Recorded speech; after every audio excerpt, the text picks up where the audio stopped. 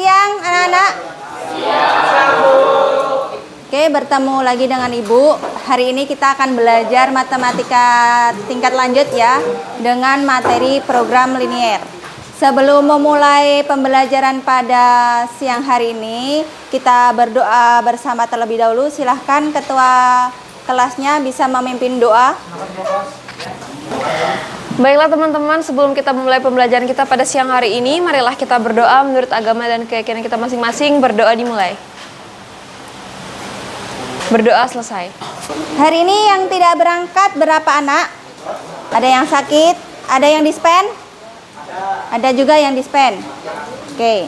Oke, kita sebelum masuk ke pembelajaran program linier, kita persepsi dulu ya. Kita akan belajar program linier dalam usaha kuliner. Raymond biasa membuat kue dan menjualnya di toko dekat rumah. Jenis kue yang ia buat adalah donat dan cupcake. Ia menjual per potong donat seharga Rp10.000, sedangkan cupcake seharga Rp7.000. Sayangnya persediaan tepung di rumahnya tinggal sedikit, hanya 240 gram saja. Padahal, untuk membuat sepotong donat membutuhkan 30 gram tepung, dan untuk membuat sepotong cupcake membutuhkan 20 gram tepung. Kapasitas rak display untuk kuenya pun terbatas. Paling banyak memuat 10 kue. Raymond selalu optimis mendapatkan uang semaksimal mungkin dari usaha ini. Untuk itu, mari kita tentukan banyaknya donat dan cupcake masing-masing yang harus dibuat. Misalkan X menyatakan banyaknya donat yang dibuat dan Y menyatakan banyaknya cupcake yang dibuat. X dan Y menyatakan banyaknya kue, maka tidak mungkin bernilai negatif. Dengan melihat kapasitas rak display yang terbatas, maka dapat kita tuliskan pertidaksamaan ini. Dan mengingat persediaan bahan baku, terpaksa membatasi penggunaan tepung dalam membuat kue. Dapat dituliskan seperti ini. Disederhanakan ya, sama-sama. Sehingga terbentuk sistem pertidaksamaan linier. Biasa juga disebut model matematika atau kendala dari masalah program linier. Tujuannya untuk mendapatkan uang sebesar-besarnya. Oke, itu tadi adalah persepsi untuk program linier. Jadi, ketika kita mau mempelajari program linier, dasarnya adalah apa? Sistem pertidaksamaan linier dua variabel. Oke, sekarang apakah Anda masih ingat konsep pertidaksamaan linier dua variabel? Coba jelaskan secara singkat. Ada yang bisa menjawab? Atau bentuk umumnya pertidaksamaan linier dua variabel? Yang kedua, bukan pertidaksamaan variabel. Mengapa, Audra? Karena variabelnya cuma satu, yaitu variabel X. Betul, karena ketika disederhanakan variabelnya hanya satu, yaitu X ya. Yang ini 2X dikurangi 3, X min 4 kurang dari 16. 2X ini kalikan jadi berapa? Min 3X.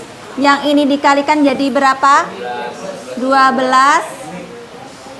16. Ini sama ya. Berarti kalau disederhanakan jadi apa? Min 1X atau min X tambah 12 kurang dari 16. Nah, ini adalah bukan pertidaksamaan linier dua variabel karena mempunyai satu variabel saja.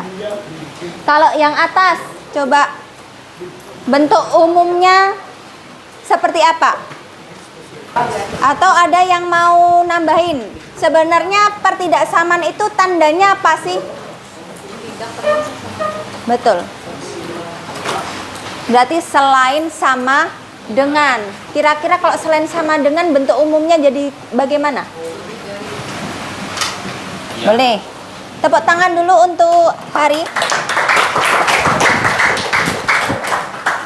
Hari menuliskan konsepnya X plus Y lebih dari sama dengan 0. Ini bisa dikatakan pertidaksamaan linear dua variabel. Tapi kalau bentuk umumnya seperti apa? Ada yang bisa menuliskan bentuk umumnya? Kalau bentuk umum persamaan seperti apa dulu? Apa Audra? AX plus BY sama dengan C. Kalau pertidaksamaan berarti apa yang diganti? Betul, sama dengannya. Sama dengannya diganti apa? Betul. Lebih boleh kurang dari, lebih dari, kurang dari sama dengan, atau lebih dari sama dengan. Sampai sini ada pertanyaan? Paham ya dasarnya? Oke, kita lanjut. Di sini Ibu membagi beberapa kelompok. Ada kelompok A, B, dan C. Kita bahas dari kelompok C dulu.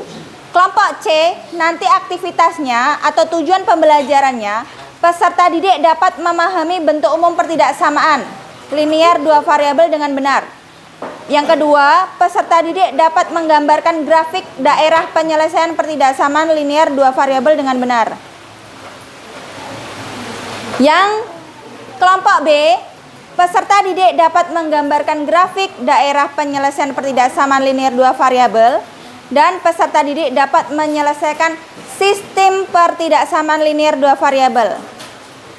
Sedangkan kelompok A, nanti peserta didik dapat menyelesaikan sistem pertidaksamaan linear dua variabel, dan peserta didik dapat menerapkan program linear dalam menyelesaikan suatu masalah dengan program linear dengan baik dan benar. Teknik penilaian hari ini yaitu diskusi kelompok. Nanti akan dinilai, terus presentasi setiap kelompok atau perwakilan nanti dari kelompok A, kelompok B, dan kelompok C. Terakhir adalah seperti biasa evaluasi ya. Oke, kenapa kita harus belajar tentang program linear? Kita dengarkan terlebih dahulu. Salam generasi hebat. Pasti kamu bertanya, kenapa ya harus belajar program linear? Oke, pada hari ini saya akan menjelaskan tentang penerapan program linear dalam kehidupan ini. Pastinya kamu menyukai matematika. Menurut kamu, apa sih manfaat belajar matematika? Pastinya banyak sekali manfaatnya. Oke, jadi kenapa kita harus belajar tentang program linear? Yaitu nanti ketika kalian ada keinginan untuk membangun bisnis, ini adalah dasarnya.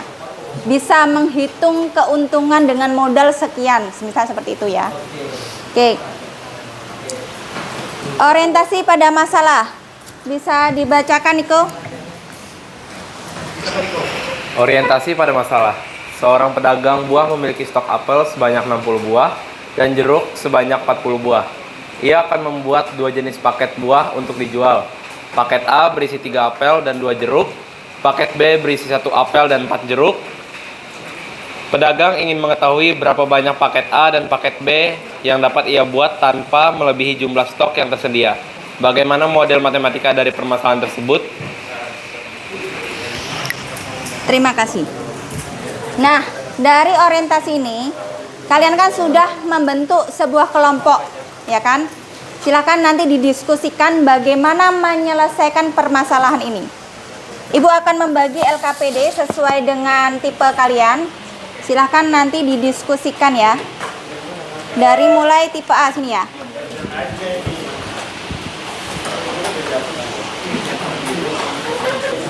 Oke, silahkan bisa berdiskusi dengan kelompoknya masing-masing. Diskusi kelompoknya 20 menit ya.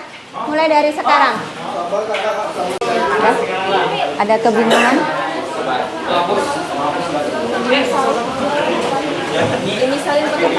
Betul, dimisalkan pakai variabel. Biasanya variabelnya apa? Betul. Yuk, dilanjutkan. 2,2. Memisalkan itu berarti dimisalkan dengan suatu variabel. Ya, berarti variabelnya apa? Tadi di apersepsi itu donat kita misalkan. Sudah betul, X dan Y. Berarti ini sebagai X, ini sebagai Y. Oke. Ada kesusahan? Enggak. Berarti kan gini dulu, melakukan pemisalan terlebih dahulu. Tadi pada saat persepsi sudah lihat kan ada sebuah donat dan sebuah cupcake. Donat dimisalkan sebagai, nah, cupcake sebagai, nah berarti nanti apel sebagai, nah, betul lah. Nanti ini di sini, nah, ini stoknya berapa? Nah, betul. Ini kelompok tipe A akan mempresentasikan hasil dari diskusi mereka. Silakan diperhatikan terlebih dahulu. Kelompok 2 tipe A ingin mempresentasikan hasil lembar kerja kami. Sebelumnya izinkan kami perkenalkan dengan saya Ibu Tia Puspita Dewi. Saya Christian Mesion. Baik, pada tahap yang pertama kita melakukan pemisalan di mana paket A dapat kita misalkan sebagai X dan paket B dapat kita misalkan sebagai Y. Kemudian kita buat dalam bentuk tabel. Pertama ada keterangan, lalu paket A yang kita misalkan sebagai X, paket B yang kita misalkan sebagai Y, Didengarkan dan ya. kemudian jumlah stok. Setelah itu kita masukkan nilai-nilai yang diketahui. Apel pada paket A atau X diketahui adalah nilainya 3. Kemudian pada paket B, nilai dari apel adalah 1. Yang dimana jumlah stoknya diketahui adalah 60. Kemudian kita lanjut ke jeruk. Jeruk pada paket A diketahui nilainya adalah 2. Lalu pada paket B, jeruk diketahui nilainya sama dengan 4. Lalu kemudian juga jumlah stoknya sama dengan 40. Kemudian diketahui juga keuntungan dari kedua paket tersebut. Yaitu di mana pada paket A keuntungannya adalah 5.000 dan di paket B keuntungannya adalah 8.000. Jadi untuk saat ini, inilah data-data yang dapat kita peroleh dari soal tersebut. Dapat kita simpulkan, model matematika dari permasalahan tersebut adalah fungsi objektifnya yaitu fx, y sama dengan 5.000x ditambah 8.000y. Lalu kita dapatkan fungsi kendala juga, 3x ditambah y sama dengan, kurang dari atau sama dengan 60. 2x ditambah 4y kurang dari atau sama dengan 40. Kemudian kendala non-negatif. Kendala non-negatifnya yaitu X lebih dari atau sama dengan 0 dan juga Y lebih dari atau sama dengan 0. Oke, baik, perhatikan. Jadi kesimpulannya, bentuk umum pertidaksamaan ada 4, yaitu seperti ini ya. AX tambah BY kurang dari, lebih dari, kurang dari sama dengan, atau lebih dari sama dengan C. Fungsi kendala disebut juga model matematika. Sedangkan fungsi objektif itu adalah fungsi yang dioptimalkan, mau dimaksimumkan atau minimumkan. Untuk menentukan daerah himpunan itu dilakukan uji titik, yaitu 0,0 tadi. Jika pertidaksamaan itu dikatakan benar, maka daerah penyelesaian di bawah garis. Tapi jika salah, maka daerah penyelesaian di atas garis. Oke, evaluasi silakan dikerjakan, dikumpulkan. Oke, di lembar kertas. Sudah evaluasi, silakan refleksi, bisa di scan barcode. Oke,